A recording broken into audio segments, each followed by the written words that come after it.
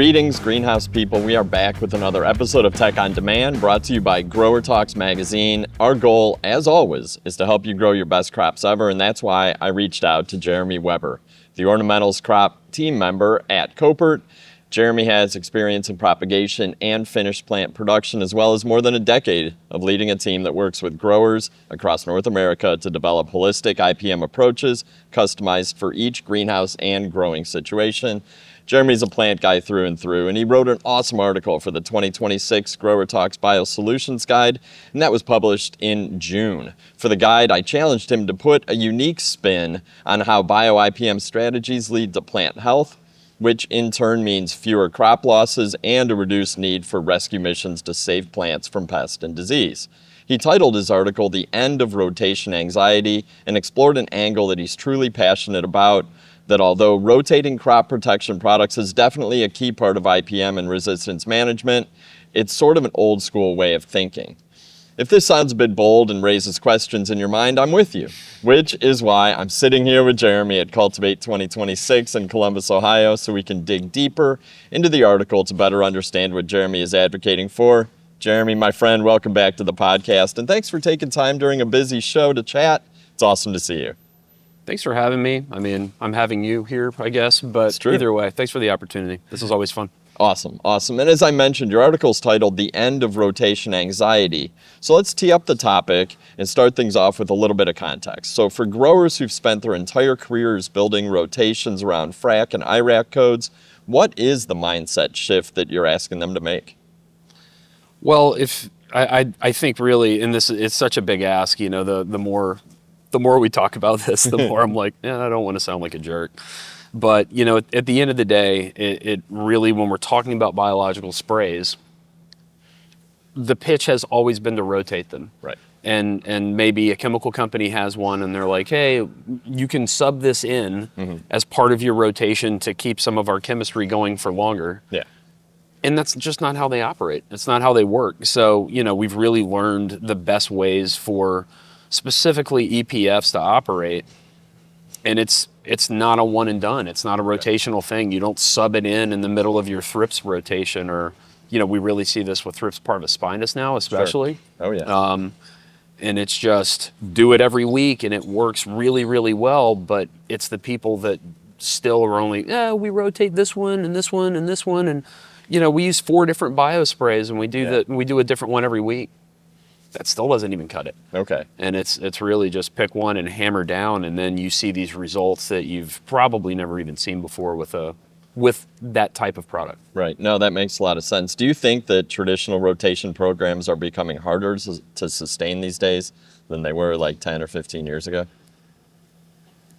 I'm thinking specifically about some instances where we've had some very tricky problems with aphids. Mm-hmm. Grower imposed limitations of no 4As, no neonics, you know, and they've been able to execute, but it took a lot, you know. So yes, has it gotten harder? For sure it's gotten harder. Mm-hmm. Can growers still do it? All day, you know, and you've got to be good and you've got to be on your toes. Yeah. And I think that's where this is so cool, is that you don't need to do any of that. Yeah. You know, sounds a lot simpler. Maybe for aphids. Aphids are always going to be, I think, sort of the bane of the EPF existence. Mm. But, you know, if we're talking thrips, pesticide rotations for thrips, I don't buy it anymore. Okay. And I'm an IPM expert. Yeah. You know, like, right. I'm not a bug guy.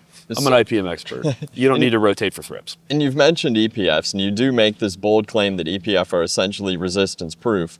So can you, I guess, educate me and maybe the listeners and viewers, what are EPFs, and can you walk us through how they impact pests and why that's fundamentally different from how conventional chemistries work? Deal. So yeah, I love acronyms. Yeah. And it's my we all do in our industry. Yeah. Right? It's kind of military-ish. There you go. You know, military adjacent. But no, I think with entomopathogenic nematodes, those are EPNs. Okay. Entomopathogenic fungi, those are EPFs, and those are, you know, we all know what nematodes are. Right. But you know, with the fungi, that's essentially what we were all raised on initially, was Botanigard. That was the first one that anybody ever touched, and That sort of held it down for a while, and then you got no fly, you got Met 52. Now we have Icerid. There's Principal. I know I'm missing a few more, but yeah, they're insecticides that are made from fungal spores. Okay. Those fungus, some way, shape, or form, germinate on the outside of the host, and they penetrate the skin and they kill it. Okay. And there's really no resistance that's going to be. We're not binding to some sort of receptor site. Right. We're attaching to the skin and literally tearing the thing open with hyphae. So it's there is no resistance mechanism for that in our lifetimes or our kids or our grandkids. And you just get more of it in the environment for it to work. Okay. Is there any biological, this might be an ignorant question, but is there any biological or bio-IPM product or biological control where resistance is possible?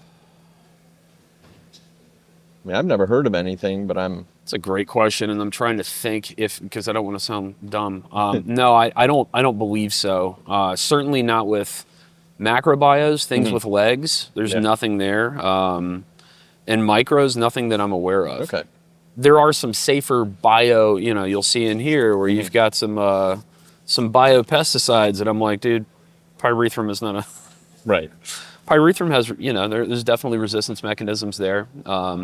BT has resistance mechanisms. Okay. So, yeah, there you go. There's your one. Okay. BT is definitely, we see that in transgenic corn where it stops working by like the third life cycle of army worms, I think. I'm not a corn expert. Yeah. But we sell a lot of nematodes into corn because the BT stops working. Okay, well that makes sense. That makes sense. So in your article, you argue that many growers, including yourself, early in your career, have been disappointed by biological insecticides because maybe you treated them like chemicals. And I've also heard growers say, that bios don't work. You do hear that far less now than I think in the past. But what does that look like in practice? And what are growers missing when they expect like immediate knockdown from an EPF application, or really just immediate knockdown from a bio solution? Managing your expectations is the key to life. Okay. Yeah. No, it's very true. Much less your IPM program. So, I think that's what this is. This is literally us trying to manage that expectation and go. If you only do it once, prepare for disappointment. It's only going to work a little bit. Now, granted, we have an EPA registered label on this product. It says when you spray it for aphids, you will control aphids. What you want is an 85 to 95% control of your aphids. You're going to get 10 to 15. Yeah. We can put it on the label for 10 to 15 or whatever it is. I'm not a label expert, but yeah, it works. But what you want is that 90%, I sprayed TriStar and everything fell off the plants. That's what you want. Right. And they just, biosprays aren't going to do that. Okay. If they're diluted or formulated in an oil, the EC carrier might do it. That happens a lot where it's like, man, we got a great knockdown. Yeah, because you could have just sprayed soft oil. Yeah, right.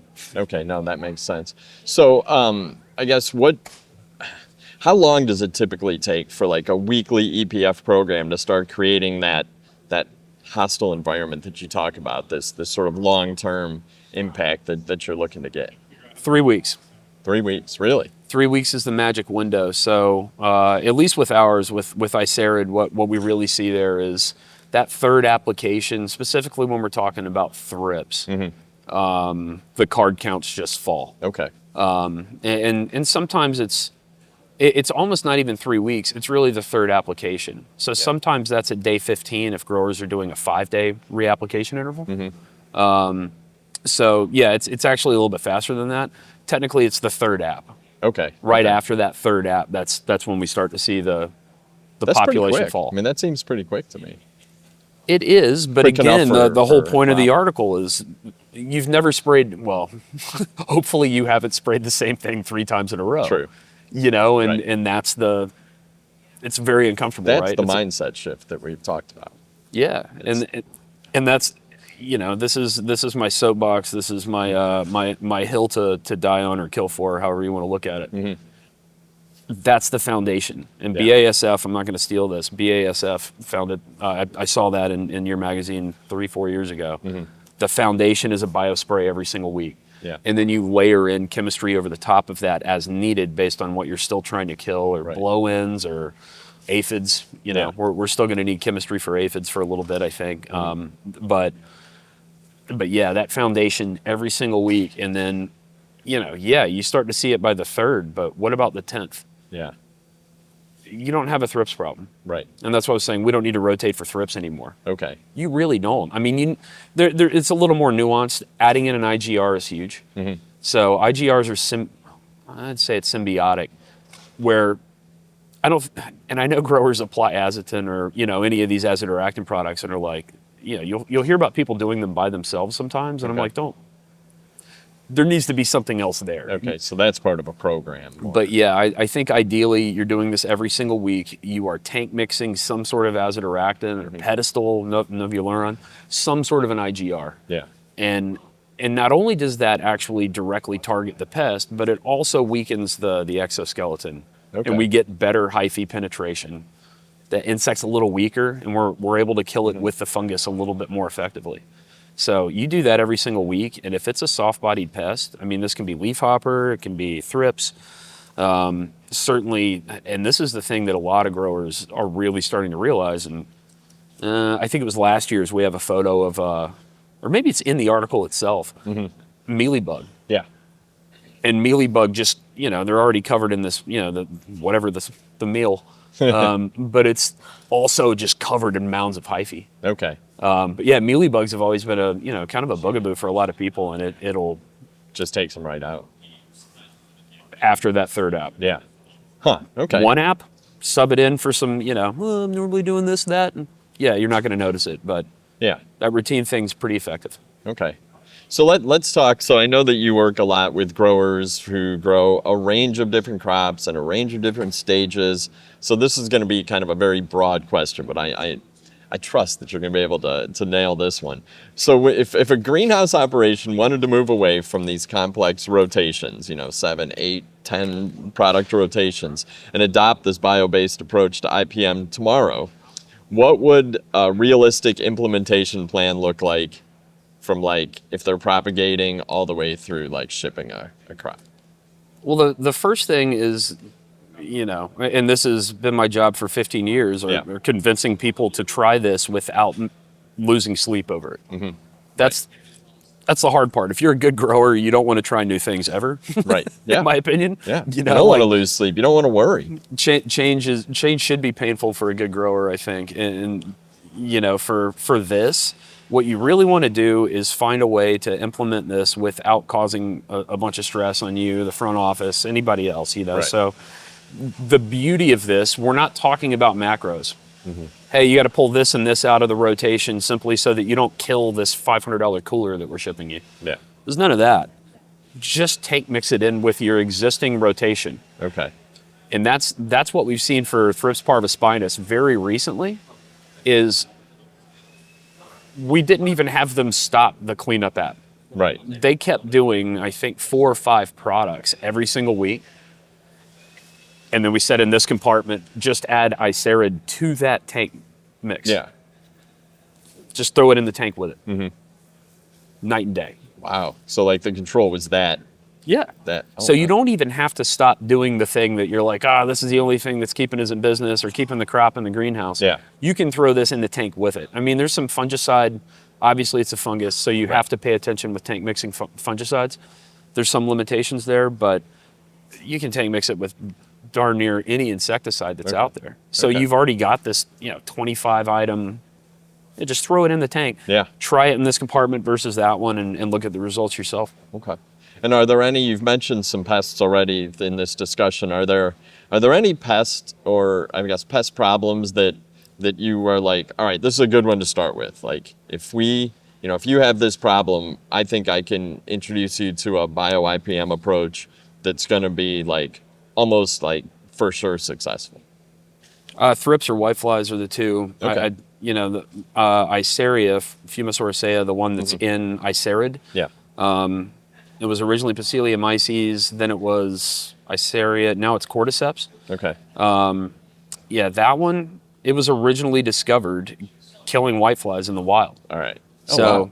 yeah. That's cool. For points, That's what I was, as soon as you said those pests, I was like, oh, some poinsettia. it's a WP. Yeah. You know, you can spray it, fog it, drench it, spritz it, whatever you want to do. And I think we've built these, that was another article from a while back, like the evolution of poinsettia biocontrols, where just these effective but very complex bioprograms to get all these blind wasps into the crop that don't fly very well. And, it's just like, we can figure it out, but you got to have an engineering degree to implement it. Or you can just fog this every week. Right. I was saying poinsettias are challenging enough. Yeah. So adding another layer of complexity, but this sounds like you're adding a simplicity factor to it. Just every week, come in, Iceria. That's it. And I think it's so simple. It's kind of like, what are you selling? Right. I'd be very skeptical if I came into my greenhouse and was like, you just do this every week. Yeah. And you should be. Right. Good but it's also growers why should you be partner with a skeptical of company like everything. Koppert, right? I mean, you're partnering with a company that's been around, is known for the science behind the products. That's literally what we do. Right. Absolutely. All right, this is kind of my final big question. It's kind of a big question. You write that the future of pest management isn't about finding the next silver bullet chemistry, but about building a simpler system that doesn't rely on one. Like you wrote that. 5 years from now, what do you think the most successful greenhouse pest management programs are going to look like? And what should growers be doing today to prepare for that future? Fast forward yourself 5 years. I mean, I think you can already see it if you go out to like Bachman's. Okay. Grower of the year last year. Brad is a fantastic grower, and you can see this entire plant health concept already at work. Where it's crazy that this came up independently from you. Yeah. This is also our push as well, as to say, let's look at humics, let's look at silicone, let's look at, all of these other things that contribute to the overall health of the plant. Right. And having these EPFs in there every week, nematodes in there to break certain life cycles. The pesticide, the chemical pesticide requirement on top of that goes from here to there. Yeah. And it's already happened. I mean, there's growers that have adopted this. I think that it's gaining traction now. Yeah. It just gets bigger. Well, when you say from here to here, I mean, I'm thinking like your cost goes down, REI hours go down, so you're in the crop more. Your employees maybe, hatred of wearing Tyvek suits goes down. Like the potential of resistance goes down. Like there's so many benefits that come from that. And that's what happens when you go from bioskeptic to maybe 2 years in. Yeah. First year, sometimes you don't see the. If we're coaching you on that and you allow us to coach you on that, we're having you just put a toe in the shallow end. It's not hey, let's do the whole crop. Yeah. It's a little bit. So by year 2, when you do take a big chunk and do an entire crop, then you really see people realize, and it's different everywhere. Like you said, it could be. We had a guy go, last year we spent $40,000 at Gimplers on PPE, and we just didn't do that order. Right. What? Yeah. How That's much? Wild. We probably didn't charge enough for that program. But right? I mean, that was just equipment. That was an equipment cost. That's unbelievable. I was shocked. Right. But you come across this stuff all the time, especially the REI component. Yeah. Propagation greenhouses. Such a big deal. When the REI comes out of a facility, it's a game changer. Yeah. Yeah. I don't know how to. You can't sell it. You can't put that on a spreadsheet. You have to commit. You have to do it, and then you start picking up all of these other things that are secondary to. Well, we took card counts from 15 a week down to 2. All right, that's cool. That was the target. Yeah. And then you find all the other stuff too. No, that's a really good point. Do you think we're ever going to get to a tipping point where biologicals become the foundation and chemicals become the backup plan? Maybe foundation's the wrong word, but bios become like the first. No? No, I mean, I'd love to envision that legislative future for the United States. And that's what it would take, right? I mean, I don't think that's what it's taken in every other country. Right. and we have a very different political landscape in the U.S. If you want to get a chemical legalized, you just buy that. Yeah. One way or the other. Right. That's the way our country operates, and for better or worse. And no, I don't see that going away, but I certainly see it going from a 2 or 3% market share to a 50 or a 60 or a 70. Okay. At a certain point, it's cheaper. Right. We don't have an overabundance of labor. We don't have a bunch of people to do these applications. Yeah. We should be moving more towards autofoggers and things that don't require expensive people to be working overtime on a Saturday to do an app. And when that happens, then this dovetails into that perfectly. Yeah. No, that makes sense. Set it and forget it. All right. Lastly, last question. Is there anything we missed? Are there any words of wisdom you want to leave our listeners or viewers with before we walk out of this booth this morning? And then I guess always have to ask, like, where can folks go to find out more information about your products and reach out to the Koppert team? Any final? Yeah, words of wisdom. I think I don't think I'm the guy for that. How about words of wisdom about EPFs? Commit. Find an area that you're comfortable with, and again, it's not like, hey, everything you know is wrong. It's find a controlled area to do a test in. Find a range, find a compartment, find just a 30 by 100, whatever it is that you've got. Yeah. And do that every week. Find an IGR that you're comfortable with. Not a paid endorsement. I love Azisol from ArborJet. It's the only WP azidorectin out there. Okay. So you can tank mix a WP with a WP. Crop safety's through the roof compared to every other formulation of azidorectin that we've worked with. Okay. Do that every week somewhere. And if you want to keep doing the chemical rotation, keep doing it. But you'll see results. Yeah. Awesome. Yeah. Awesome. Buy a good quality product. Make sure it's, Yeah.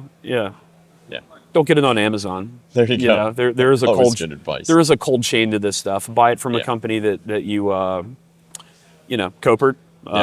We're making sure that what arrives at your door is alive when it gets there. That is important for the success of the entire thing. Yeah, it's a living product. Yeah, no, that's and it's hard to assess quality on a bucket of powder. Right.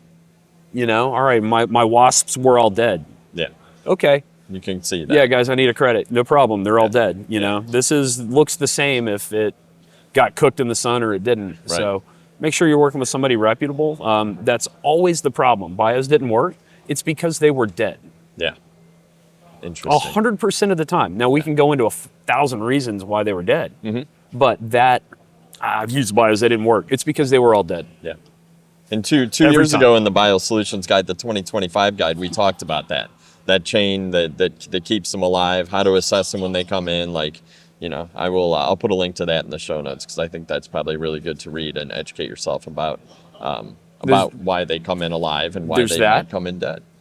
And then there's every time we pull a foliar residue test where we're kind of like, let's make sure we can do bios here. Oh, what do you know? There's Talstar.